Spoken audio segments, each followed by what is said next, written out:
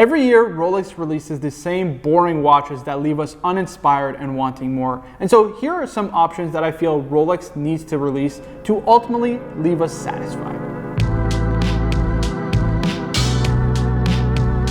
So the first watch is one of Rolex's most iconic, and if you had to ask me, it is probably the most iconic watch of all time. It is the Rolex Submariner. I feel in recent years, Rolex really hasn't done all that much to spruce up the Submariner line. Sure, the Hulk was really nice, and maybe even the new Starbucks with the green bezel, but they just look like all different versions of the same watch. And so I want Rolex to come out with something a little bit more inventive and unique that will spruce up the Submariner lineup. The first is a new two-tone variation of the Rolex Submariner, it having actually a gold-colored ceramic bezel with a black dial. Now, although this design definitely isn't intended for the Submariner's original purpose, it being a diving tool watch, ultimately I feel it does add a lot of character and pop and just something a little bit different to the Submariner line, especially in the two tones, which we've only ever seen blue and gold and blue and black. And so I think this color scheme would add something a little bit different to the model line overall. I'd also love to see a yellow gold Submariner with a green bezel, something that I think is definitely long overdue for the Submariner line. We've seen the green bezel Submariner only in steel in the original Kermit, the reference 16610LV, and the Hulk, the 116610LV, and the newer Starbucks, the 126610LV. But ultimately, I feel the model line really needs a yellow gold Submariner. This is a design that will just pop, and I definitely feel it'll be one of the more attractive Submariner options, and without a doubt, will be a very popular one at that. At the end of the day, any watch that Rolex releases in their corporate green colors are a knockout just because that green is so distinct to Rolex themselves, and I think they really do green arguably the best in the watch industry today. So in yellow gold with a green bezel, I think this Submariner line would really benefit from this release because ultimately it gives you a new gold Submariner option in a format that is truly distinct and that we've never seen before. And last but certainly not least is something that we were teased with last year, and that is a rose gold Submariner.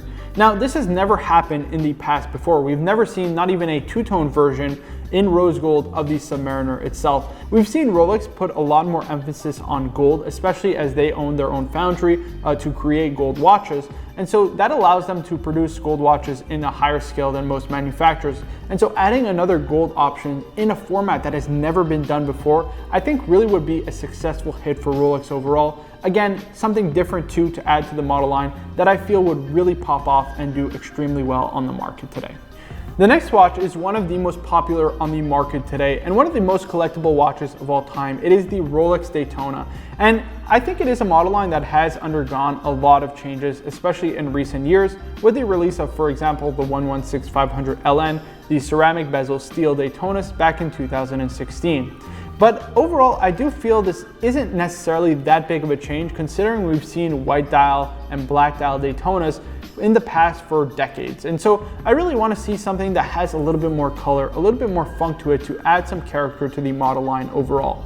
And so the first one I would really like to see is a Daytona in steel with a blue ceramic bezel and a kind of silverish dial with blue subdials. I think adding that funk of color in a steel case would really add a lot of character to the model line overall in a design that has never been done for the Daytona yet. This was a model that we were teased with it potentially being released a couple of years ago, and I really do feel that Rolex should release it just because it is something a little bit different, a little off the beaten path that has never been done before by Rolex and would definitely add a lot of character to the model line overall. In terms of the gold Daytonas and even the platinum Daytona, I don't see or foresee any changes that really can be made. I think Rolex really does a great job with the gold Daytonas, but I think the two-tone Daytonas can have something a little bit different. Namely, in the two-tone Daytona with a black dial, I would really love to see a ceramic bezel added to that watch. Now sure, you lose out on a bit of gold technically, but it really isn't all that much and wouldn't affect the value of the watch all that much either, and yet you get a design that I feel is 10 times nicer overall, and something that's a little bit more practical given the fact that those gold bezels are much more prone to scratches, whereas a ceramic bezel just isn't at all. And so I think releasing these two specific models for the Rolex Daytona would add a lot of charm and character to the model line overall. And I think in addition to those two, Rolex should take a page out of the book of Artisan de Genève, who has been reimagining the Daytona in some amazing ways, skeletonizing it, creating historically inspired watches from those original 6.2 references, which are some of the best from the Daytona overall. I think what Artisan de Genève is doing is so creative and so unique, and Rolex really should emulate that to a certain extent, because ultimately the success that Artisan de Genève is having is showing that hunger for those redesigned vintage Daytonas made in a kind of modern case with modern build quality and modern proportions. And so these are my suggestions for the Rolex Daytona, and I feel that these would really add a lot to the Rolex Daytona model line. Next up is the Rolex Explorer. This is a model line that was just redone actually this year in 2022 with the release of the 36mm Explorer. And I feel ultimately I'm a little disappointed overall because I felt the 39mm Explorer, the reference 214270, really achieved a perfect balance in terms of design and in terms of size. I think 39mm truly is the perfect size for that watch, and I really do hope Rolex re-releases it in a 39mm size, but also releases a new dial variation, it having a white dial. I think adding an albino dial Explorer 1 would really add a lot to the model line. We've never seen this before, and so I think if done right, Rolex can achieve something that will be very popular, especially given the fact that there aren't that many great white dial sports watch alternatives on the market today in a very comfortable size. Take for example the Polar Dial Explorer 2, the reference 226570, or even the model previous to that, the 216570. These are both in 42mm, which feature a white dial, which is great, but ultimately the 42mm size is kind of prohibitive for some smaller wristed people like myself, or even those I feel with less than a 7-inch wrist that ultimately can't pull off the watch comfortably. And so creating a 39mm Explorer in a white dial would provide us with a lot more variety in the Rolex model line, just because there's not really that many great white dial sports watch alternatives. And I think in a white dial, it would actually go back to the watch's roots. At the end of the day, the Explorer is a field watch. It was originally inspired by the fact that Sir Edmund Hillary summited Everest while wearing a Rolex Oyster Perpetual, and so the Explorer line was ultimately created. But with a white dial, it would create an even more legible watch, going back to kind of that original history and paying homage to that original history, it being a very legible white dial sports watch itself, maybe even inspired by the white snowy slopes of Mount Everest. Next, a watch I won't spend too much time on because it is a watch that I covered in a previous video, the top 10 watches I'd like to see re-released, and that is the Rolex Milgauss. I would love to see a new modern iteration of that original honeycomb Milgauss, the reference 6541, and ultimately create a design that is just unique to the Milgauss line and something that is updated with modern build quality and proportions.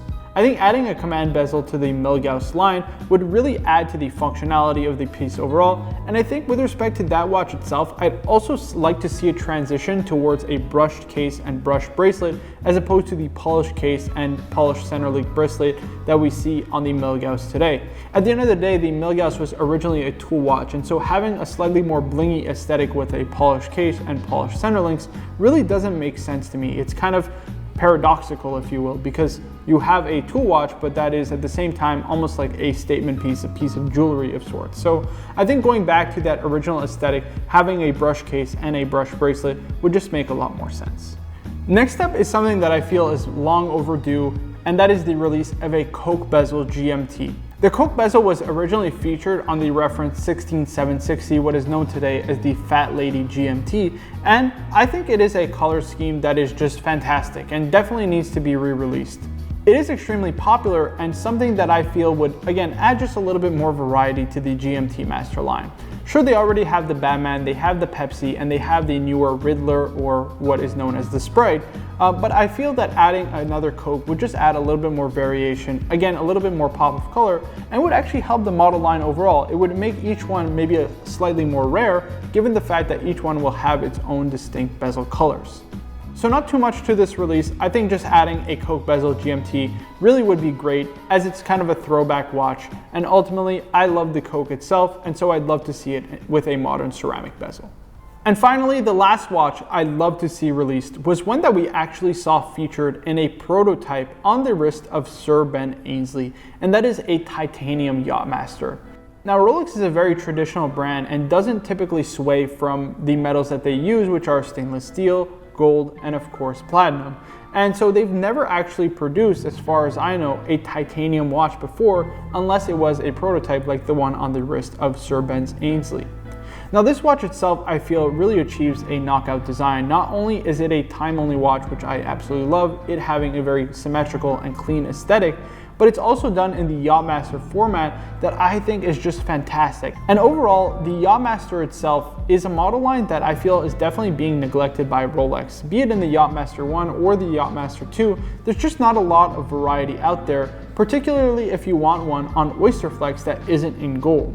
Sure, don't get me wrong, the ones with the platinum bezel, be it in the anthracite dial or the blue dial, are very nice as well, but I think adding this watch to the Yachtmaster model line would really be a great release, something a little bit off the beaten path. And keeping it in a titanium case would allow it to be a more affordable option for those who like the design and aesthetic of a Yachtmaster on Oyster Flex, but can't ultimately afford, for example, the gold variations of the watch, or maybe just don't like gold in general. Rolex historically was a brand that was known for pushing the boundaries with respect to what can be done with their tool watches, and I feel in recent years they've really become a shell of their former selves and have not really been innovating very much apart from the use of materials and the build quality of their watches, which, sure, don't get me wrong, is great, but I would love to see this new Yachtmaster in titanium, as it's never been done before, and I think it would be a lot more accessible to the average watch collector.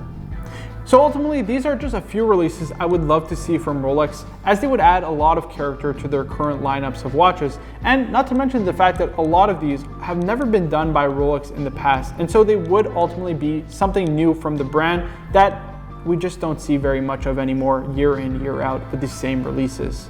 So guys, I would love to hear your suggestions down in the comments below. What would you like to see Rolex release? And of course, please be sure to like the video, subscribe for more videos in the future, comment down below what videos you'd like to see from us on the Luxury Bazaar YouTube channel. And guys, my name is Marco. I'll see you in the next one.